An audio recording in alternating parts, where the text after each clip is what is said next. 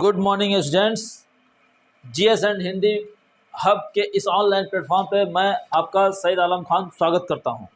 पिछले क्लास में स्टूडेंट्स हमने डिस्कस कर रखा था कि किस तरीके से स्वघोष और अघोष ध्वनियाँ का उच्चारण किया जाता है और इन उच्चारण के क्रम में कहाँ से किस तरीके से वर्णों का उच्चारण होता है।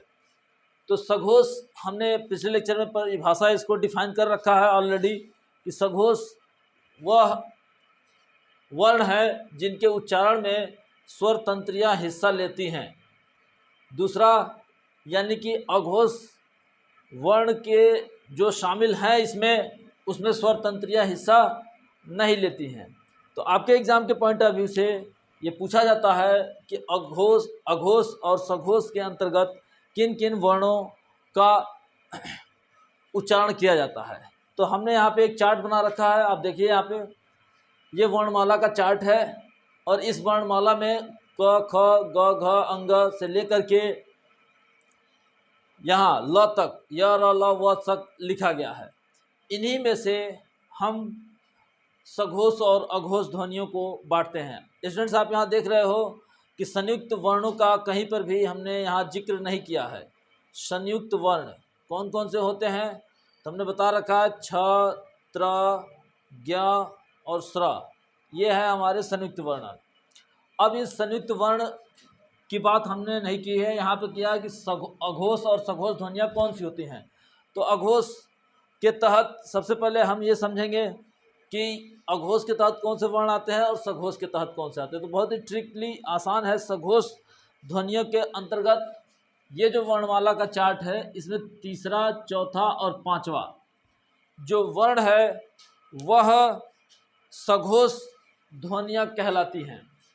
यानी कि वर्णमाला के अगर हम 5 वर्गों में विभाजित करें तो देख सकते हैं कि ग, घ और अंग ये हमारा सघोष वर्ण में आता है। और इस सघोष वर्ण के तहत कौन कौन से वर्ण है तो ज, झ, य, ट, ठ, ढ, ढ, ध, न, न, प, ब, भ, म, य, र, ल।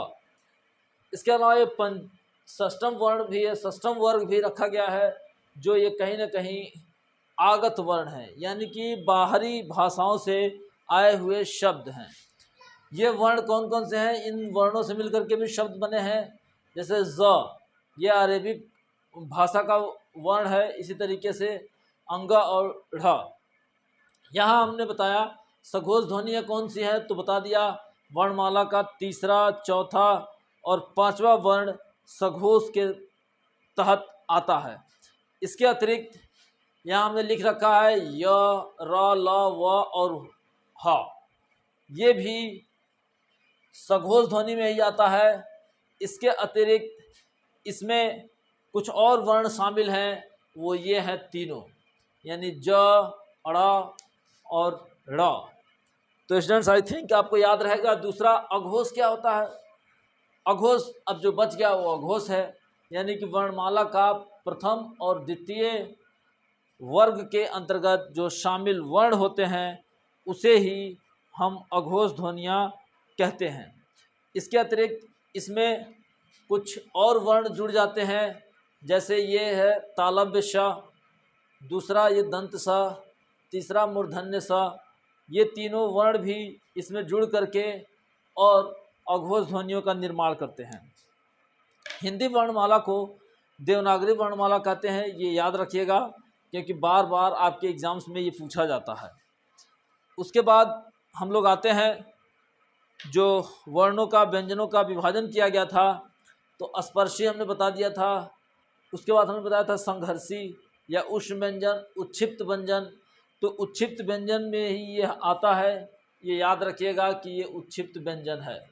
दूसरा अगला जो अब हम क्लास लेने जा रहे हैं वह है अयोगवाह।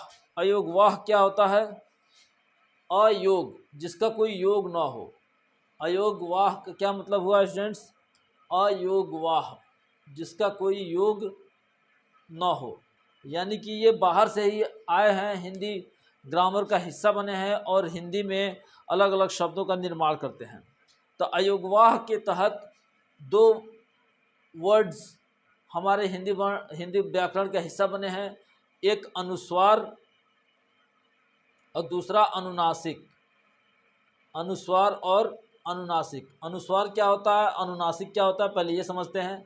अनुनासिक यानी नासिक का मतलब होता है नाक। जिन वर्णों का उच्चारण करते समय हम नाक का प्रयोग करते हैं उसे ही अनुनासिक कहते हैं।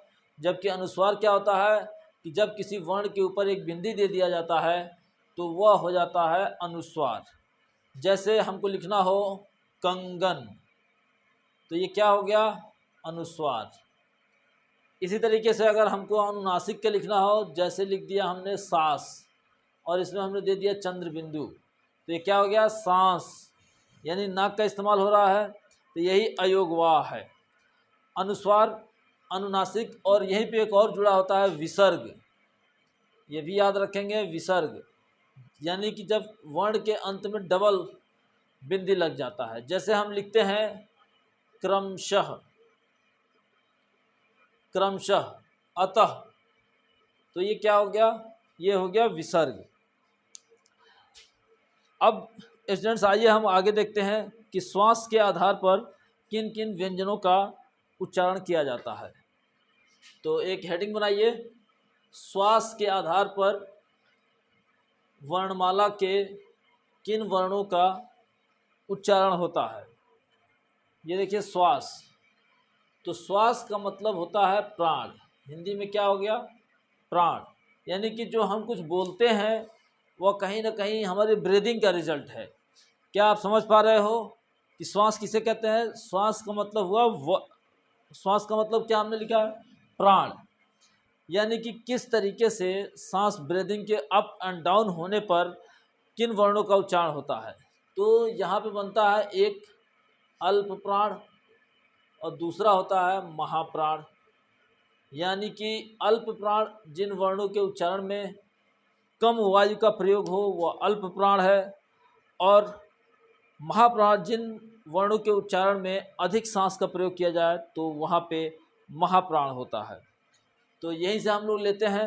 अभी तो हमने बताया था सघोष और अघोष, तो अघोष बताया था यहाँ कि प्रथम और द्वितीय वर्ण, तृतीय चतुर्थ और पंचम ये सघोष हैं। एकदम वैसे ही अल्प प्राण और महाप्राण का भी याद करना है आपको ट्रिकली।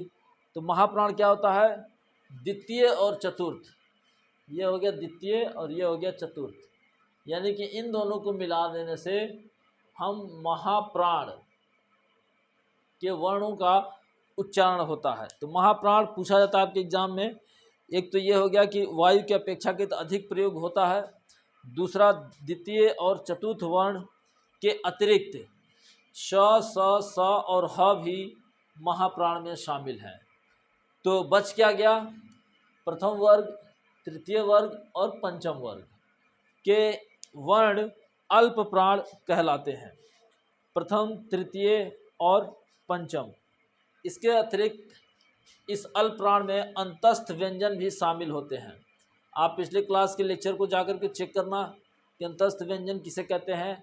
अंतस्थ व्यंजन में कौन कौन से वर्ण आते हैं, तो य, र, ल, व, ये ऐसे व्यंजन हैं जो अंतस्थ व्यंजन कहलाते हैं।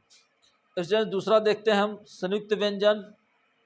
संयुक्त व्यंजन अभी मैंने लिखा था कि संयुक्त व्यंजन कौन कौन से हैं, छ, त्र, ज्ञ और श्र, ये संयुक्त व्यंजन हो गए।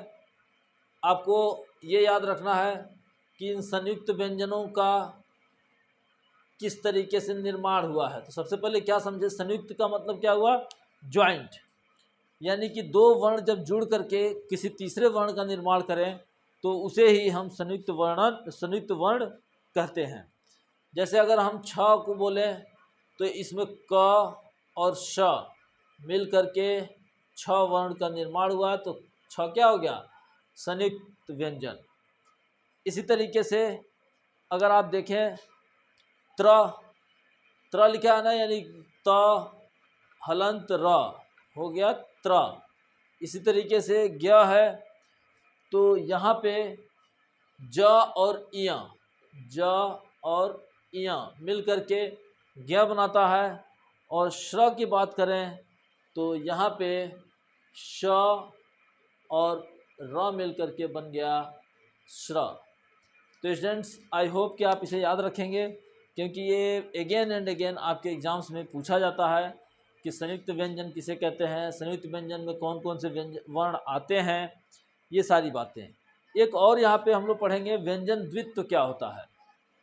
आपने अक्सर देखा होगा कि जब हम किसी शब्द का निर्माण करते हैं तो वहाँ पे एक ही वर्ण को दो बार में लिखा जाता है। जैसे अगर हम बोले दत्त या लिख दे बोले दत्तक, तो ये त के साथ साथ एक और त जुड़ गया, तो दिस इज कॉल्ड व्यंजन द्वित्व।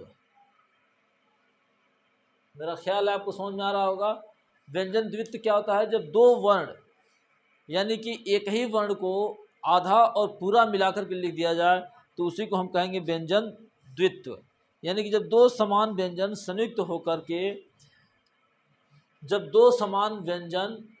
होकर के इस व्यंजन द्वित्व का निर्माण करते हैं। जैसे अगर हम बोले व्यंजन द्वित्व में, जैसे कच्चा, चलिए पक्का बोलते हैं, पक्का, कच्चा, सच्चा, जच्चा, तो ये जो है दिस इज कॉल्ड व्यंजन द्वित्व। आपके एग्जाम्स में आस्क किया जाता है। अंगा और ढ़ से शब्द कोई प्रारंभ नहीं होते हैं, नोट करके लिख लीजिए।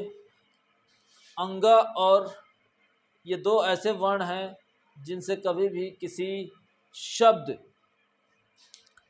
का कभी शुरुआत नहीं होती है। दूसरा देख लीजिए अंतस्थ, हमने बता रखा है। स्पर्शी व्यंजन ये भी बताया है हमने, स्पर्शी व्यंजन क्या होते हैं। तो च, छ, झ और ज, ये जो वर्ण है ये संघर्षी व्यंजन है। भाषा की न्यूनतम इकाई को पूछा गया है कि एग्जाम में किसे कहते हैं भाषा की न्यूनतम इकाई, तो वह है वाक्य। भाषा की न्यूनतम इकाई वाक्य है और वाक्य की न्यूनतम इकाई शब्द है तथा शब्द की न्यूनतम इकाई वर्ण है। ये याद रखना है, वर्ण, शब्द, वाक्य। ये रहा आज का हमारा चैप्टर, जो कि हिंदी वर्णमाला पर हमने पूरी तरीके से कंप्लीट किया। उम्मीद करता हूँ कि स्टूडेंट्स आपको जरूर समझ में आया होगा और अपने लाइक्स कमेंट्स हमें ज़रूर शेयर करें ताकि हम और बेहतर कर सकें।